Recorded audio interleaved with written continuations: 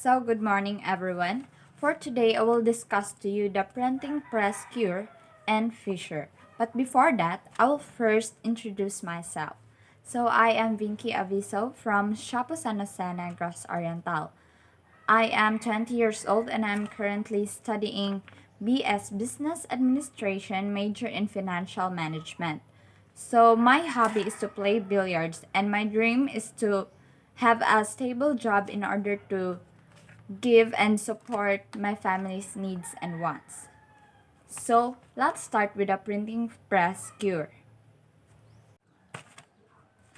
Lowering the benchmark interest rate even to zero would not be powerful enough to revive today's ailing economy.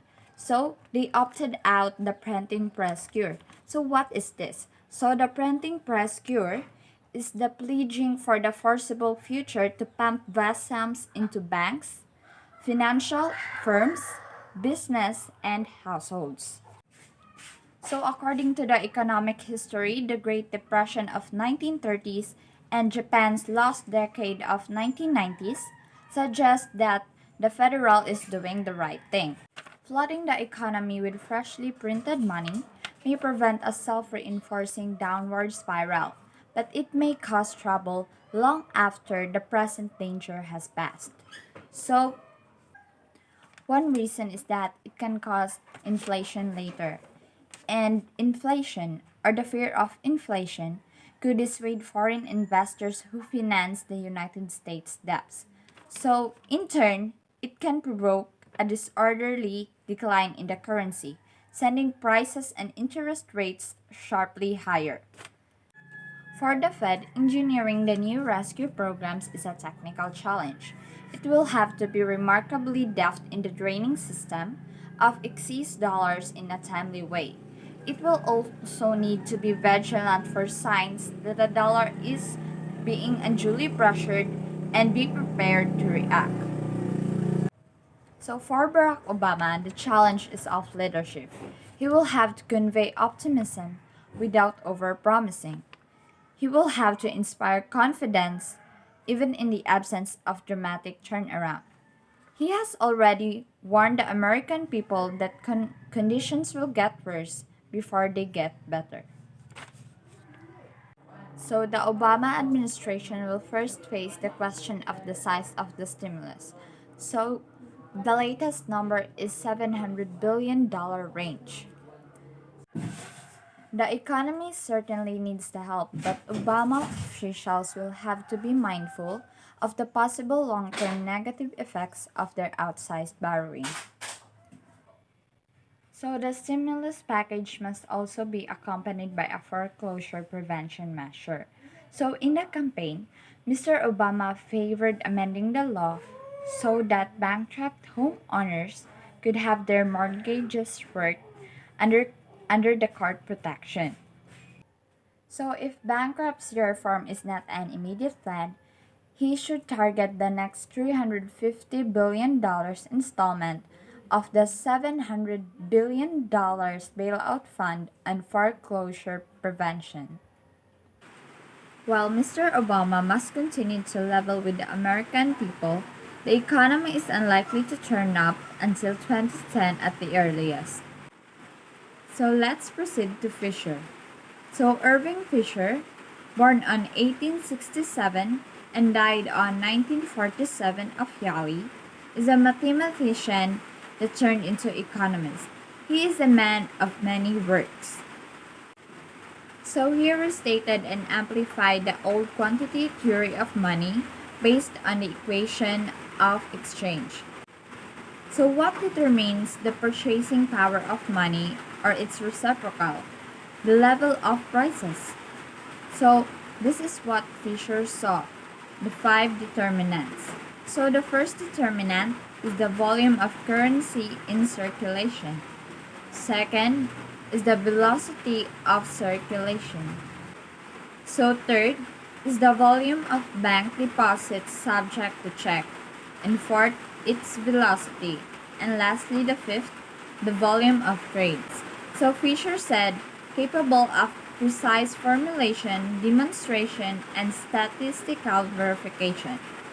So Fisher's equation of exchange was stated as MV plus M apostrophe V apostrophe equals PT,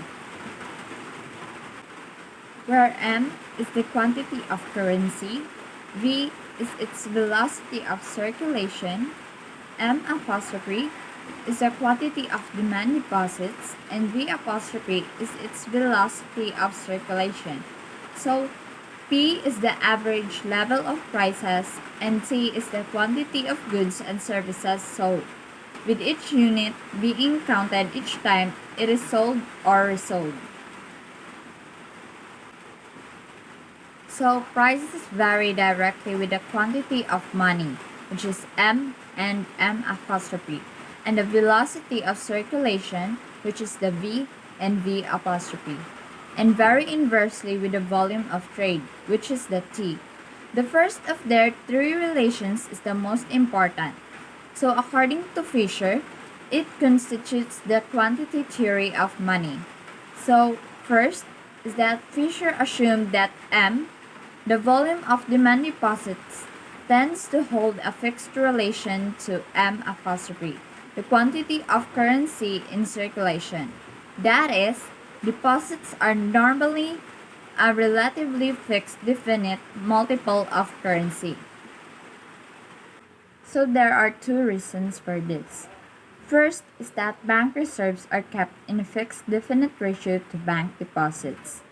And second is that individuals, firms, and corporations maintain fairly stable ratios between their cash transactions and their check transactions. So, if the ratio between M and M apostrophe is temporarily disturbed, certain factors automatically come into play to restore it. So the transition periods of rising or falling prices will also disturb the relation between M and M apostrophe, but only temporarily. To propound a cause and effect relationship between the quantity of currency and the price level, Fisher also had to assume that the velocity of circulation and the volume of trade are constant. The tendency towards stability in T depends on full employment equilibrium, for with considerable unemployment, an increase with M might very well increase T instead of P. If the quantity theory of money is valid, we have also a way to stabilize the overall price level, and thereby stabilize the economy. This is to control the quantity of currency in circulation. The plan that he advocated would make paper money redeemable on demand, not in any required weight or coin of gold, but in a quantity of gold that would represent constant purchasing power. So according to Fisher's plan, we would first abandon the gold coins and use only gold certificates. So these are the paper money that is redeemable in gold bullion. So if the price index rose by 1%, thereby indicating that the purchasing power of the dollar was too low, the weight of the gold dollar would be increased by 1%. If the price index fell into 1% below par, the weight of the gold dollar would also be reduced by 1%. So, if there is a flood of gold poured into our circulation from domestic or foreign sources, redundant gold certificate would cause a price rise, according to the quantity theory of money. Decreasing the price of gold would reduce the supply of gold certificates for two reasons. So first is that the deposit of gold with the government would be discouraged. And second, people would exchange their paper money for gold. So Fisher believed that price fluctuations caused rather than resulted from business fluctuations. Therefore, stabilizing price by controlling the quantity of money would eliminate the business cycle. So in an article published in 1925, he concluded that Changes in price level almost completely explain fluctuations in trade for the period of 1915 to 23. After the crash of 1929, as Fisher saw in the growth of debts, the greatest cause of deflation and depression, excessive debts lead to liquidation, the dumping of goods in the market. Falling prices of goods lead to further pressure for a liquidation of debts. So Fisher came to believe that fluctuations in demand deposits are the greatest cause of business fluctuations. Or in other words, he lost faith in the stable relationship between currency and demand deposits. Fisher's solution was to require 100% reserves behind demand deposits, thereby divorcing the process of creating and destroying money from the business of banking. First, a government currency commission would offer to buy liquid bank assets, up to 100% of the bank's checking deposits. So for currency or lend to the bank's currency on those assets as security. Then all checkbooks money would have actual currency behind it. Banks would have to levy services charges and deposit to compensate themselves for their loss of earnings when their power to create credit was destroyed. So the biggest benefit of Fisher's policy would be the elimination of great monetary inflations and deflations, thereby mitigating the economic booms and depressions. To stabilize the purchasing power of the dollar, the currency commission would be required to buy securities when the index was below the official par and to sell where it was above. So, this now, the familiar mechanism of open market operations of the Federal Reserve System would be a substitute for gold price variations that Fisher has advocated earlier. So, the country had already departed from the gold standard when he began advocating this 100% money plan, and he did not favor returning it.